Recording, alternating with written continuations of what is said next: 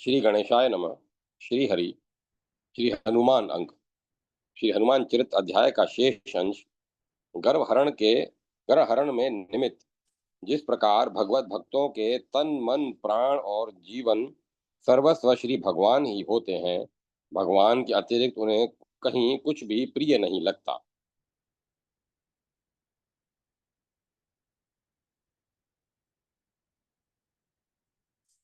भगवान के अतिरिक्त उन्हें कहीं कुछ भी प्रिय नहीं लगता। वे अहिर्निश अपने प्रभु के ही स्मरण चिंतन एवं भजन में लगे रहते हैं। उसी प्रकार भक्तवत्सल श्री भगवान भी अपने भक्तों का शिशु शरीर के निरंतर ध्यान रखते हैं।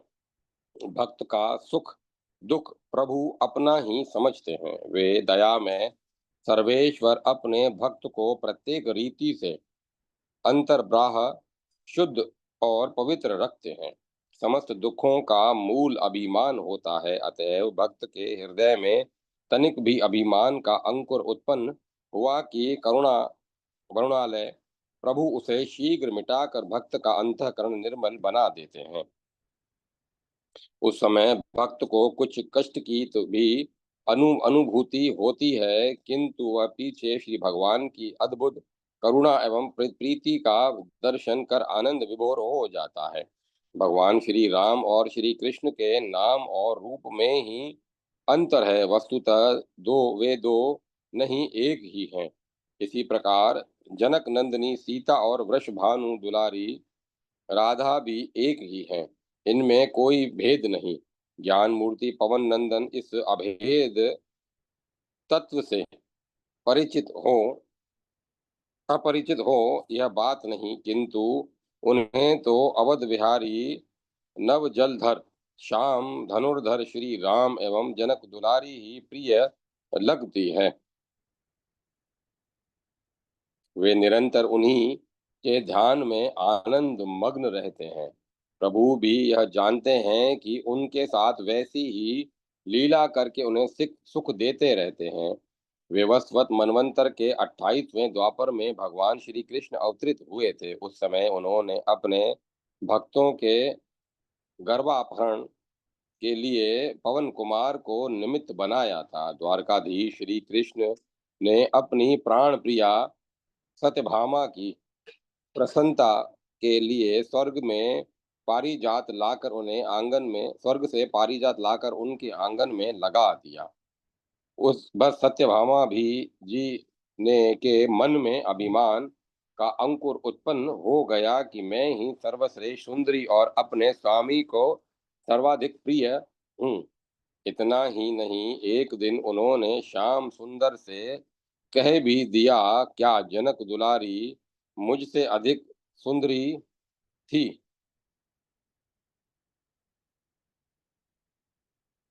जो आप श्री राम अवतार में उनके लिए वन वन भटकते फिरे।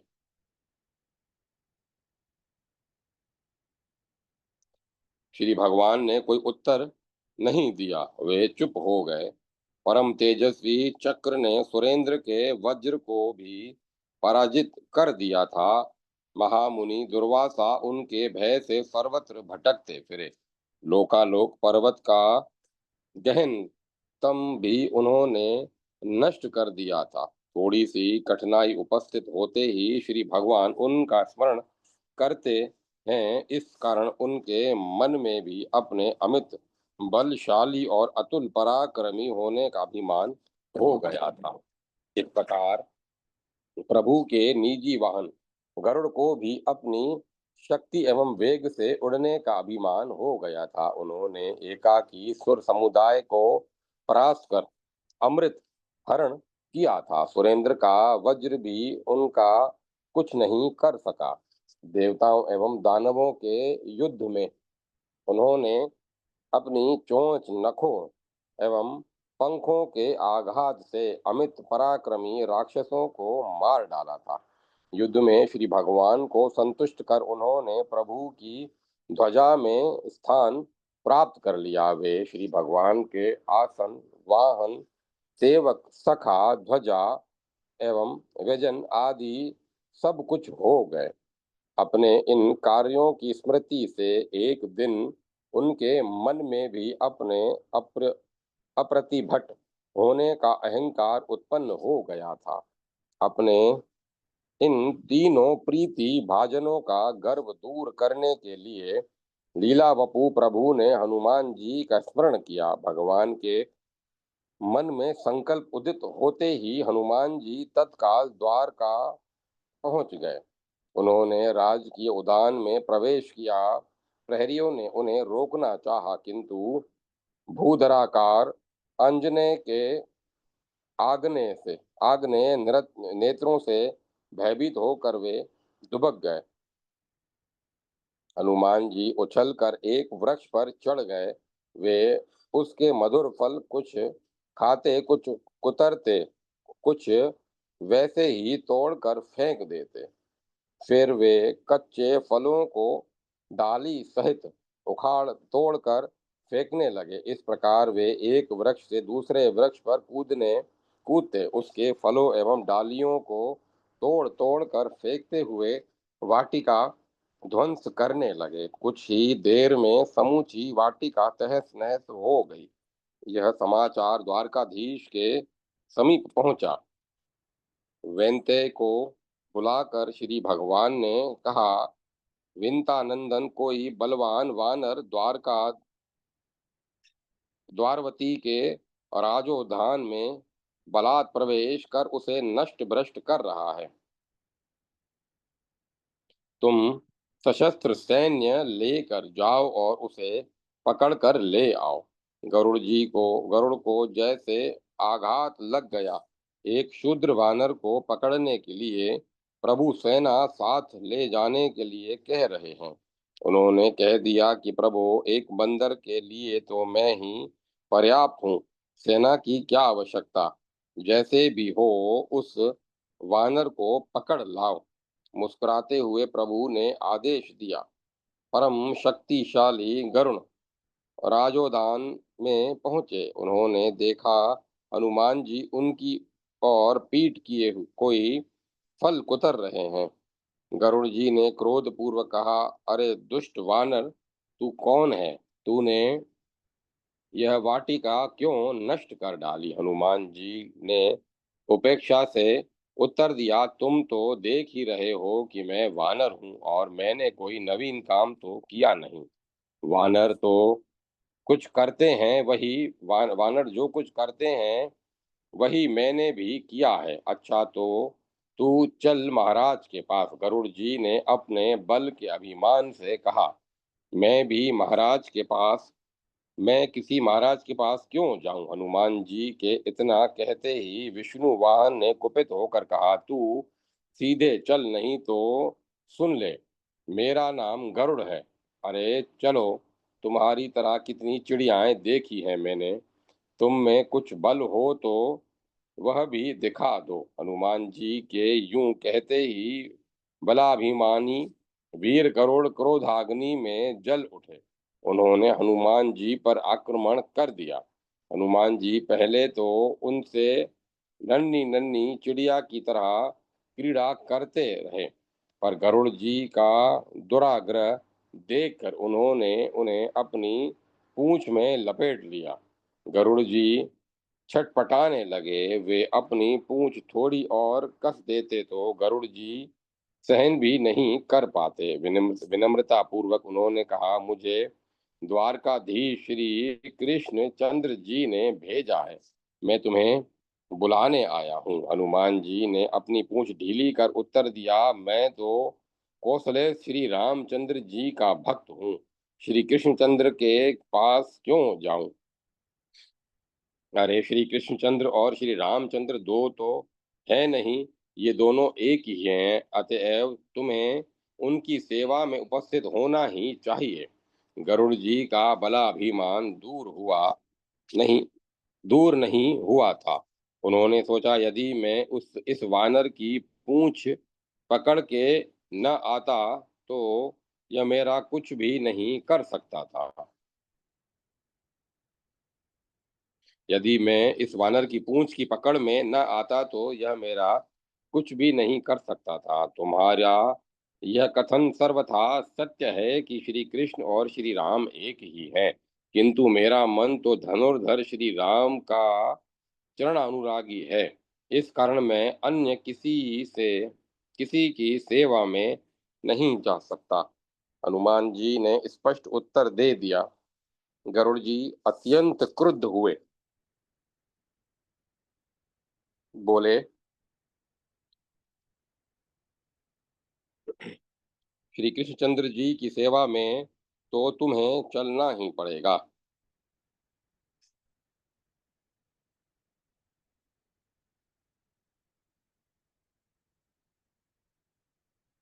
तुम्हारा यह कथन सर्वथा सत्य है कि श्री कृष्ण और श्री राम एक ही हैं, किंतु मेरा मन तो धनुर्धर श्री राम का चरण अनुरागी है। इस कारण मैं अन्य किसी की सेवा में नहीं जा सकता। हनुमान जी ने स्पष्ट उत्तर दे दिया। गरुड़ जी अत्यंत क्रुद्ध हुए, बोले, श्री कृष्णचंद्र की सेवा में तो तुम्हें चलना ही पड़ेगा। देखो भैया गरुड़, मुझसे झगड़ो मत, मुझे शांति पूर्वक फल खाने दो, तुम यहाँ से चले जाओ। हनुमान जी का उत्तर सुनते ही गरुड़ जी उन्हें पकड़ने का प्रयत्न करने लगे। तुम नहीं मानोगे, हनुमान जी ने प्रभु के वाहन पर तीव्र आघात करना उचित नहीं समझा। उन्होंने गरुड़ जी को पकड़कर धीरे से समुद्र की ओर फेंक दिया। स्वयं मलयगिरी पर चले गए। गरुड़ सीधे मुंह के बल समुद्र में गिरे। वे क्षण भर के लिए मूर्छित हो गए। समुद्र का कुछ पानी भी पी गए। मूर्छा निवृत्ति के उपरांत उन्हें दिग्भ्रम भी हो गया। उन्होंने मन ही मन प्रभु का स्मरण किया, तब उनकी बुद्धि स्थिर हो सकी। भीगे पंख लज्जित गरुड़ प्रभु के समीप पहुंचे। व्यंग पूर्वक श्री कृष्ण ने पूछा, समुद्र में स्नान करके आ रहे हो क्या गरुड़ जी? आर्त होकर गरुड़ जी प्रभु के चरणों में गिर पड़े, बोले, प्रभु, वह वानर असाधारण है, उसी ने मुझे पकड़कर समुद्र में फेंक दिया था। इतना कहते हुए भी उनके मन में अपने वेग से उड़ने का अहंकार अवशिष्ट ही था। भगवान मन ही मन मुस्कुराकर उठे। उन्होंने कहा, वे श्री राम के अनन्य भक्त हनुमान जी हैं। वे मलयागिरी पर चले गए हैं। अब तुम उनसे जाकर कहो कि तुम्हें श्री रामचंद्र जी बुला रहे हैं। गरुड़ जी ने श्री भगवान के चरणों में मस्तक रखा और मलयगिरी के लिए प्रस्थित हुए। श्री भगवान ने सत्यभामा से कहा, तुम सीता का रूप धारण कर मेरी से समीप बैठो, क्योंकि हनुमान को श्री सीता राम का ही रूप प्रिय है। फिर प्रभु ने चक्र को बुलाकर आदेश दिया, तुम द्वार पर अत्यंत सावधान रहना, मेरी अनुमति के बिना कोई राज सदन में प्रविष्ट न हो पाए। सुदर्शन के चले जाने पर प्रभु स्वयं धनुर्वाणाधर श्री राम रूप में सिंहासनासीन हो गए। गरुड़ जी अत्यंत वेग पूर्वक उड़े, किंतु वे हनुमान जी के समीप जाने में मन ही मन डर रहे थे। प्रभु की आज्ञा से वे मलयगिरी पर पहुंचे। वहां उन्होंने हनुमान जी से विनय पूर्वक कहा, द्वारका में तुम्हें भगवान श्री रामचंद्र जी बुला रहे हैं। मेरे करुणामय प्रभु ने मुझे बुलाया है, यह जानकर मुझे बड़ी प्रसन्नता हुई। हनुमान जी ने हर्ष पूर्वक कहा, तुम चलो, मैं आता हूँ। वेगशाली वेंते को मरुतात्मज का उत्तर प्रिय नहीं लगा। वह शाखा मृग मुझसे बलवान अवश्य है, किंतु गति में खेचर मुझ खेचर से उसकी क्या तुलना। पता नहीं यह द्वारावती कब तक पहुंचे, किंतु भयवश उन्होंने हनुमान जी को कोई उत्तर नहीं दिया और प्रभु के सम्मुख अपनी तीव्रतम गति से प्रदर्शनार्थ वेग पूर्वक उड़ चले। पवनात्मज द्वारका पहुंचे। वे राज सदन में प्रविष्ट होना ही चाहते थे कि सुदर्शन ने उन्हें रोक दिया। प्राणनाथ के दर्शन में व्यर्थ विलंब होते देख हनुमान जी ने सुदर्शन को पकड़कर अपने मुख में रख लिया और भीतर चले गए। वे भगवान श्री राम के चरणों में गिर पड़े, फिर हाथ जोड़े प्रभु के मुखारविंद की ओर अपलक दृष्टि से देखते हुए उन्होंने विनय पूर्वक पूछा, नाथ, माता जी कहाँ है? आज आप किसी दासी को गौरव प्रदान कर रहे हैं। सत्यभामा जी लज्जित हो गई। उनका सौंदर्याभिमान नष्ट हो गया। उसी समय अत्यंत वेग पूर्वक उड़ने के कारण कांपते गरुड़ जी प्रभु के समीप पहुंचे तो वहां पहले से ही हनुमान जी को विद्यमान देखकर उनका मुख नीचा हो गया। उनका वेग पूर्वक उड़ने का अभिमान भी चला गया। मुस्कुराते हुए भगवान श्री राम रूपधारी द्वारकेश ने हनुमान जी से पूछा, तुम्हें राज सदन में प्रवेश होते समय किसी ने रोका तो नहीं? हनुमान जी ने विनय पूर्वक उत्तर दिया, प्रभु, द्वार पर सहस्त्रास्त्र मुझे आपके मुझे आपके चरणों में उपस्थित होने से मैं व्यधान उत्पन्न कर रहा था। व्यर्थ विलंब होते देखकर मैंने उसे अपने मुंह में रख लिया। हनुमान जी ने चक्र को मुंह से निकाल कर प्रभु के सामने रख दिया। चक्र श्रीहत हो गए थे। तीनों का गर्व चूर्ण कर हनुमान जी ने अपने परम प्रभु के चरणों में प्रणाम किया और उनकी अनुमति से मलयाचल के लिए प्रस्थित हो गए। इसी प्रकार एक बार हनुमान जी ने महाधनुर्धर अर्जुन का भी गर्भ हरण कर दिया किया था। वह कथा अत्यंत संक्षेप में इस प्रकार है। बात है, द्वापर के अंत में एक दिन अर्जुन एकाकी ही सारथी के स्थान पर स्वयं बैठकर अपना रथ हाँकते अरण्य में घूमते हुए दक्षिण दिशा में चले गए। मध्याह्न काल हो जाने पर उन्होंने रामेश्वर के धनुषकोटि तीर्थ में स्नान किया और फिर कुछ गर्वपूर्वक इधर उधर घूमने लगे। उसी समय उन्होंने एक पर्वत के ऊपर सामान्य वानर के रूप में महावीर हनुमान जी को देखा। उनका शरीर सुंदर पीले रंग के रुएं से सुशोभित था और वे राम नाम का जप कर रहे थे। उन्हें देखकर अर्जुन ने पूछा, अरे वानर, तुम कौन हो और तुम्हारा नाम क्या है? हंसते हुए हनुमान जी ने उत्तर दिया, मैं समुद्र पर शिलाओं का 100 योजन विस्तृत सेतु निर्माण कराने वाले प्रभु श्री राम का सेवक हनुमान हूँ। अर्जुन ने गर्व में भर कर कहा, समुद्र पर सेतु तो कोई भी महान महाधनुर्धर अपने बाणों से बना लेता। श्री राम ने व्यर्थ ही प्रयास किया। हनुमान जी ने तुरंत कहा, वाण का सेतु हमारे जैसे वानरों का भार नहीं सह सकता था। इसी कारण प्रभु ने शर सेतु निर्माण का विचार नहीं किया।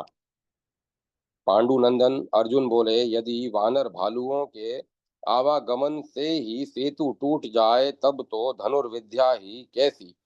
तुम अभी मेरी धनुर्विद्या का चमत्कार देखो। मैं अपने बाणों से समुद्र पर 100 योजन लंबा सेतु निर्माण कर देता हूँ। तब उस पर आनंद पूर्वक उछल कूद करो।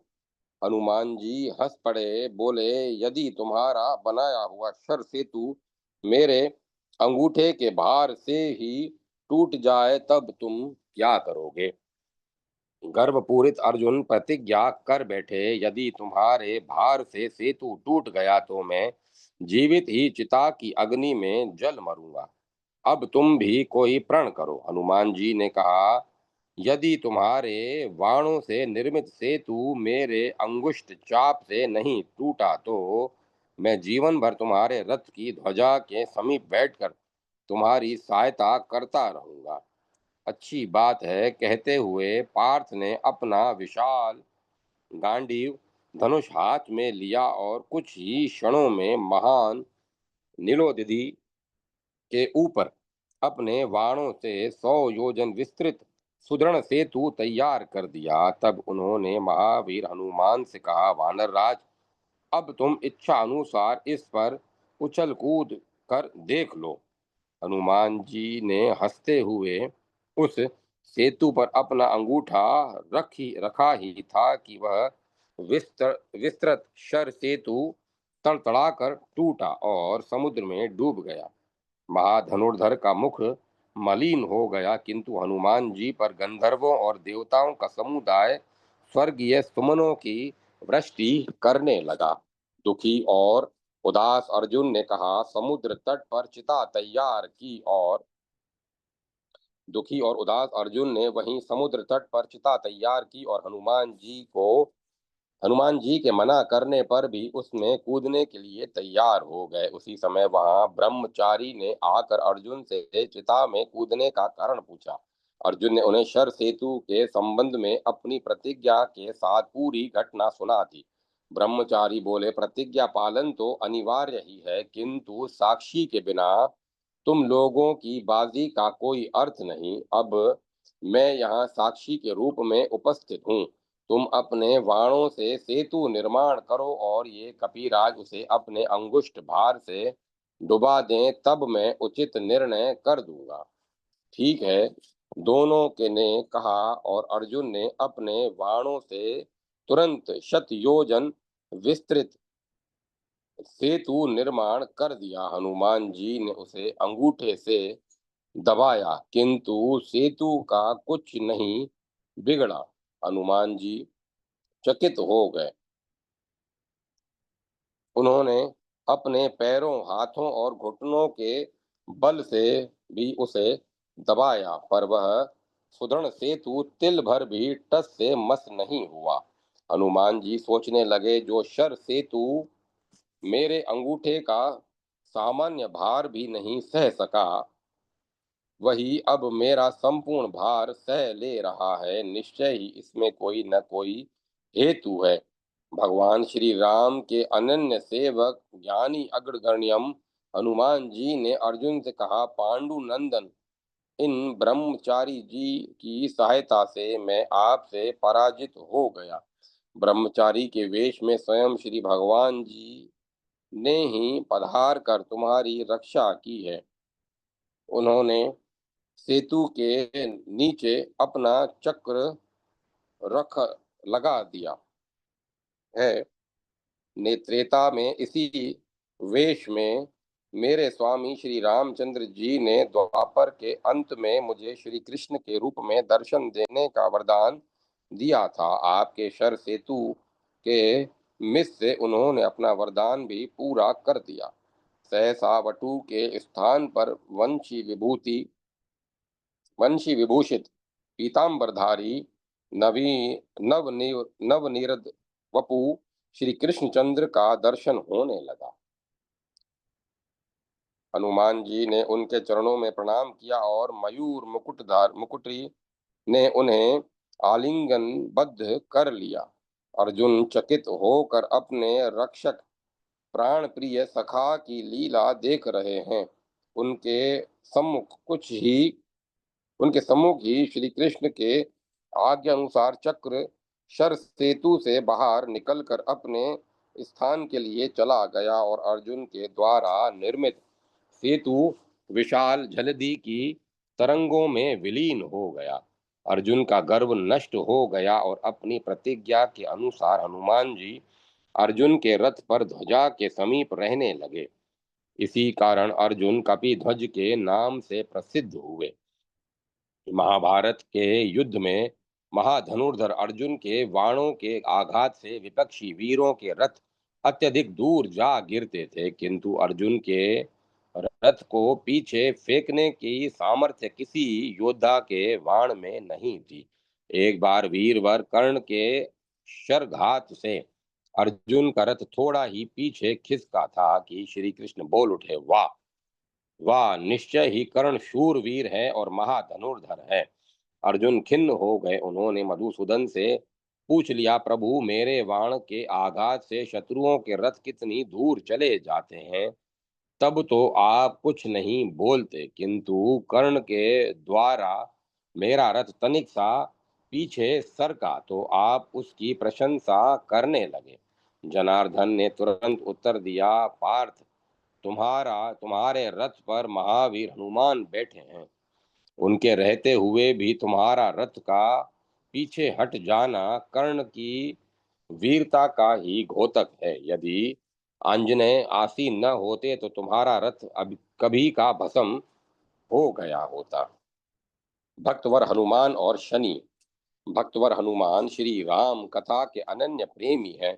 परम प्रभु श्री राम की मधुर लीला कथा श्रवण करते ही उनका शरीर पुलकित हो जाता है। उनके नेत्र प्रेम आश्रुओं से भर जाते हैं और उनकी वाणी गदगद हो जाती है। उन्हें अलौकिक आनंद की उपलब्धि होती है। इस कारण जहाँ भी श्री राम कथा होती है, श्री राम चरण चंचरिक हनुमान जी वहां उपस्थित रहते हैं। और जब अपने प्राण आराध्य की कथा अमृत सुधा के पान का अवसर नहीं रहता, तब वे अपने प्रभु के ध्यान में तल्लीन हो जाते हैं। एक बार की बात है, दिनांत समीप था। सूर्यदेव अस्ताचल के समीप पहुंच चुके थे। शीतल मंद समीर बह रहा था।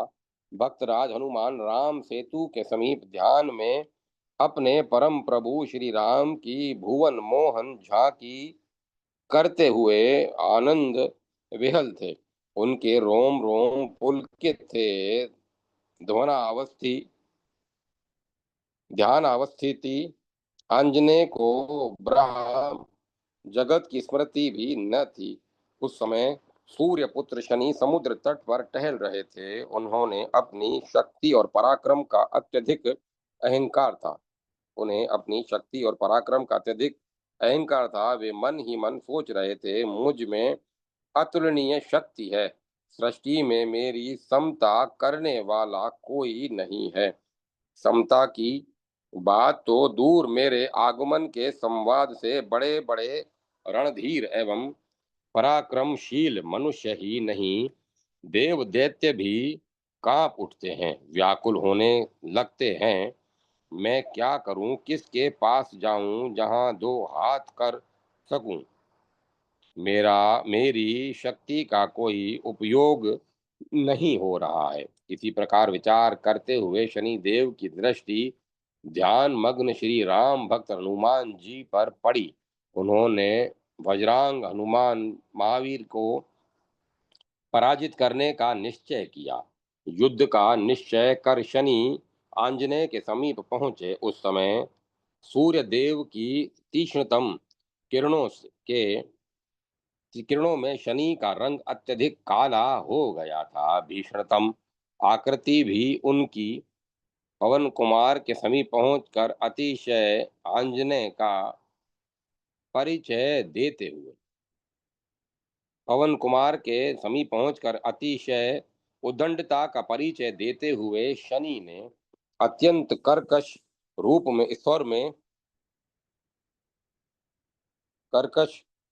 स्वर में कहा, बंदर में प्रख्यात शक्तिशाली शनि तुम्हारे सम्मुख उपस्थित हूँ और तुमसे युद्ध करना चाहता हूँ।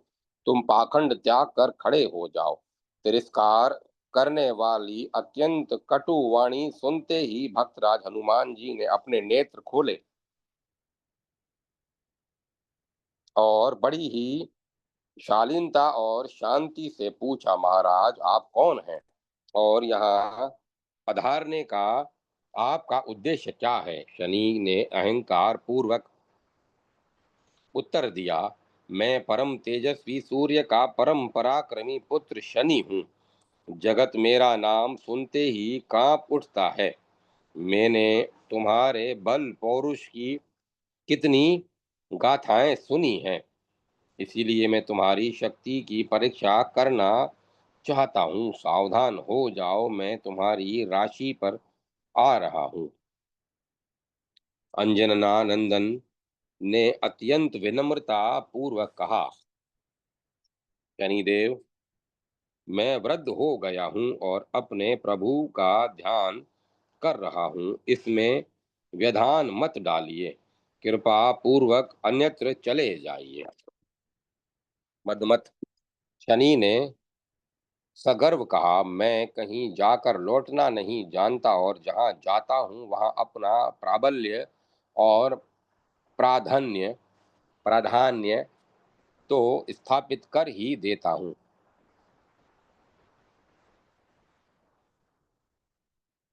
कपि श्रेष्ठ ने शनिदेव से बार बार प्रार्थना की,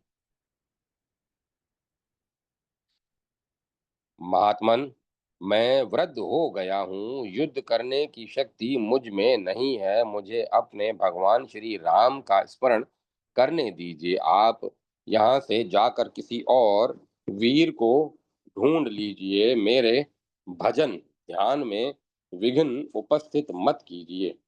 कायरता तुम्हें शोभा नहीं देती। अत्यंत अद्भुत शनि ने मल्ल विद्या के परमाराध्य वज्रांग हनुमान जी की अवमानना के साथ व्यंग पूर्वक तीक्ष्ण स्वर में कहा, तुम्हारी स्थिति देखकर मेरे मन में करुणा का संचार हो रहा है, किंतु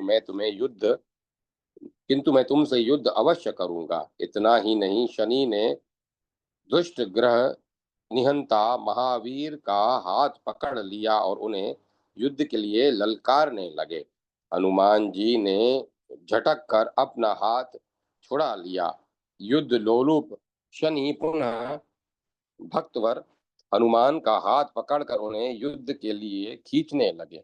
आप नहीं मानेंगे, धीरे से कहते हुए पिशाच ग्रह घात ग्रहघातक कपिवर ने अपनी पूंछ बढ़ाकर शनि को उसमें लपेटना प्रारंभ किया। कुछ ही क्षणों में अविनीत सूर्यपुत्र क्रोध संरक्त लोचन समीरात्मज की सुदृढ़ पूछ में आकंठ आबद्ध हो गए। उनका अहंकार, उनकी शक्ति एवं उनका पराक्रम व्यर्थ सिद्ध हुआ। वे सर्वथा अवश्य असहाय और निरुपाय होकर दृढ़तम बंधन की पीड़ा से छटपटा रहे थे। अब राम सेतु की परिक्रमा का समय आ गया। अंजनय नंदन उठे और दौड़ते हुए सेतु की प्रदक्षिणा करने लगे। शनिदेव की संपूर्ण शक्ति में से भी उनका बंधन शिथिल न हो सका। भक्तराज हनुमान जी के दौड़ने से उनकी विशाल पूंछ वानर भालुओं द्वारा रखे गए शिलाखंडों पर गिरती जा रही थी। वीरवर हनुमान जी दौड़ते हुए जानबूझकर भी अपनी पूंछ शिलाखंडों पर पटक देते थे। शनि की बड़ी अद्भुत एवं दयनीय दशा थी। शिलाखंडों पर पटके जाने से उनका शरीर रक्त से लथपथ हो गया। उनकी पीड़ा की सीमा नहीं थी और उग्र वेग हनुमान की परिक्रमा में कहीं विराम नहीं दिख रहा था। तब शनि अत्यंत कातर स्वर में प्रार्थना करने लगे, करुणामय भक्तराज, मुझ पर कृपा कीजिए। अपनी उद्दंडता का दंड मैं पा गया, आप मुझे मुक्त कीजिए, मेरा प्राण छोड़ दीजिए। दया मूर्ति हनुमान खड़े हुए। शनि का अंग प्रत्यंग लहू लुहान हो गया था, असहाय पीड़ा हो रही थी उनकी रग रग में। विनीतात्मा समीरात्मज ने शनि से कहा, यदि तुम मेरे भक्त की राशि पर कभी न जाने का वचन दो तो मैं तुम्हें मुक्त कर सकता हूँ, और यदि तुमने ऐसा किया तो मैं तुम्हें कठोरतम दंड प्रदान करूंगा।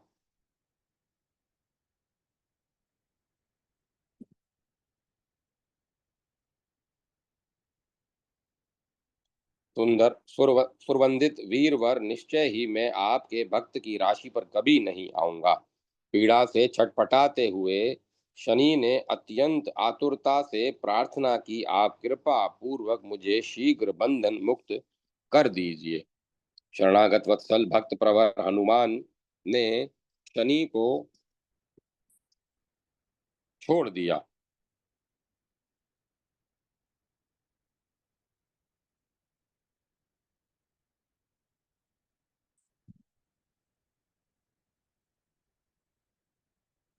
शरणागत भक्त प्रवर हनुमान जी ने शनि को छोड़ दिया। शनि ने अपना शरीर सहलाते हुए गर्भपहारी मरुतात्मज के चरणों में सादर प्रणाम किया और वे चोट की असहाय पीड़ा से व्याकुल होकर अपनी देह पर लगने लगाने के लिए तेल मांगने लगे। उन्हें जो तेल प्रदान करता उसे वे संतुष्ट होकर आशीष देते, कहते इसी कारण अब भी शनिदेव को तेल चढ़ाया जाता है। श्रेष्ठ संगीतज्ञ और महान त्यागी आजन्म नैष्ठिक ब्रह्मचारी हनुमान जी महान संगीतज्ञ और गायक भी हैं। उनके मधुर गायन को सुनकर पशु पक्षी स्थावर तथा और जगम सभी मुग्ध हो जाते हैं। एक बार की बात है, एक अतिशय सुंदर स्वच्छ जलाशय के समीप महान संगीत सम्मेलन का आयोजन हुआ।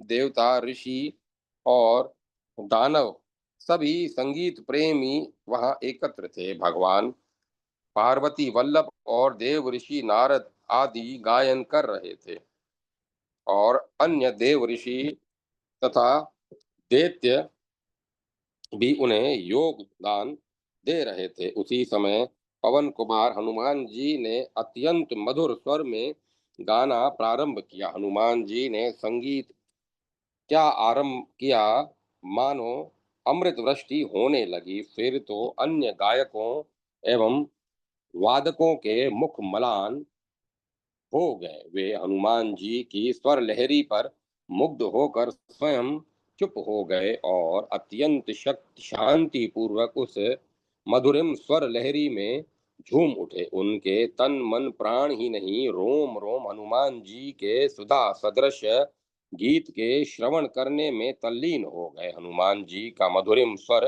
गूंज रहा था। न इन महामहिम इन महामहिम हनुमान जी के जीवन में त्याग ही त्याग भरा है। अपने आराध्य श्री रघुनाथ जी की विशुद्ध प्रीति, उनकी लीला कथा का श्रवण एवं उनके मंगलमय नाम कीर्तन के अतिरिक्त उन्हें और कुछ अभिष्ट नहीं। यक्ष कामना का यश कामना का त्याग कितना कठिन होता है। स्त्री पुत्र घर द्वार अपार संपत्ति ही नहीं, यश के लिए प्राण का भी त्याग किया जा सकता है, किंतु उस यश का त्याग सहज नहीं। गौरांग महाप्रभु नाम संकीर्तन के प्राण चैतन्य देव के मित्र ने महाप्रभु की कृति देखी तो वे दुखी ही नहीं हुए, उनके नेत्रों से आंसू बह चले। बोले, इस महान ग्रंथ के सम्मुख मेरी न्याय बोधनी सर्वथा नगण्य सिद्ध हो जाएगी, इसे कोई नहीं पूछेगा। तत्क्षण महाप्रभु ने अपना अनमोल ग्रंथ गंगा मैया के अंक में विसर्जित कर दिया। उनका यह महान त्याग आज तक उनके ग्रंथ से भी अधिक उनकी उज्जवल कीर्ति को बढ़ा रहा है, किंतु उस महान आदर्श की स्थापना श्री रघुनाथ जी के अमल कमल चरणानुरागी पवन कुमार ने युगों पूर्व ही कर दी थी। कथा श्रवण रूपा भक्ति के प्रथम एवं प्रधान आचार्य अंजना नंदन को जब थोड़ा सा भी अवकाश मिलता तब वे समीपस्थ पर्वत पर चले जाते और वहां के स्फटिक तुल्य उज्जवल शिलाओं पर अपने परम प्रभु का स्मरण चिंतन करते हुए स्वांत सुखाए उनका चरित्र लिखते जाते। तुरंत चरित्र पूरा हो गया। कहते हैं, हनुमान जी के आशीर्वाद एवं पद पद पर उनके सहयोग से श्री तुलसीदास जी ने लोकप्रिय रामचरितमानस की रचना की थी। फिर स्वयं हनुमान जी जैसे श्री रघुनाथ जी के ज्ञान मूर्ति सेवक के द्वारा तन्मयता पूर्वक लिखा गया अपने आराध्य का चरित्र उस किस कोटि का रहा होगा, सोचना भी सहज नहीं। यह समाचार महर्षि वाल्मीकि जी को मिला। हनुमान जी के समीप पहुंचकर उन्होंने निवेदन किया, आपके द्वारा रचित रामचरित्र को देखने की मेरी इच्छा है। संकोची हनुमान जी क्या उत्तर देते, वे महर्षि को अपने कंधे पर बैठाकर पर्वत पर पहुंचे। पवन कुमार एक और खड़े होकर हाथ जोड़े अपने प्रभु के स्मरण में तल्लीन हो गए और महर्षि उनके द्वारा लिखे गए रामचरित्र का प्रत्येक शब्द ध्यान पूर्वक देखने लगे। महर्षि वाल्मीकि जैसे जैसे उस रामचरित्र को देखते जाते उनका मुख मलिन होता जाता और संपूर्ण रामचरित्र पढ़ लेने पर तो वे अत्यंत उदास हो गए। उन्होंने श्री राम भक्त हनुमान जी की ओर देखकर कहा, पवन पुत्र माँ भगवान श्री राम श्रेष्ठतम पावन चरित्र हैं। यह अब इसके उच्च कोटि का श्री रामचरित्र त्रिकाल में भी संभव नहीं। मैं आपसे एक वर की याचना करना चाहता हूँ, आज्ञा दें। सेवक प्रस्तुत है। हनुमान जी का उत्तर सुनते ही महर्षि वाल्मीकि ने नतमस्तक होकर धीरे धीरे कहा, मेरे रामायण का सर्वत्र प्रचार हो गया है और यश कामना के कारण मुझे घृणित स्वार्थ अशांत कर रहा है। आपके इस रामायण के सम्मुख मेरी रामायण व्यर्थ सिद्ध, इतनी सी बात के लिए चिंता उचित नहीं। महर्षि का वाक्य पूरा होने के पूर्व ही हनुमान जी बोल उठे। हनुमान जी ने तुरंत शिलाओं पर लिखे गए संपूर्ण रामचरित्र को एकत्र किया और फिर उन्हें लाकर एक कंधे पर महर्षि को बैठाया और समुद्र की ओर चल पड़े। हनुमान जी ने अपना हनुमान जी ने अपने आराध्य के उस महत्तम लीला चरित्र को महर्षि के देखते ही देखते समुद्र में डुबाते हुए कहा, अब इसे कभी कोई नहीं पढ़ सकेगा। यह सर्वथा निष्प्रय हनुमान जी का सहज त्याग था। उन्होंने इसे कभी त्याग नहीं समझा, किंतु महर्षि के नेत्र भर आए। रुंधे कंठ से उन्होंने कहा, मारुतात्मज, मेरी इस घृणित स्वार्थांधता को जगत अनादर पूर्वक स्मरण करेगा, किंतु आपका धवल यश आपकी निर्मल भगवत भक्ति के साथ उत्तरोत्तर बढ़ता ही जाएगा। महर्षि वाल्मीकि गदगद कंठ से भक्तराज हनुमान का स्तवन करने। जय माता। जय। ओम नमो भगवते वासुदेवाय। ओम नमो नारायण। ओम नमः शिवाय। राम लक्ष्मण जानकी जय बोलो हनुमान की। सीताराम सीताराम सीताराम सीताराम सीताराम सीताराम सीताराम सीताराम सीताराम सीताराम सीताराम सीताराम सीताराम सीताराम सीताराम सीताराम।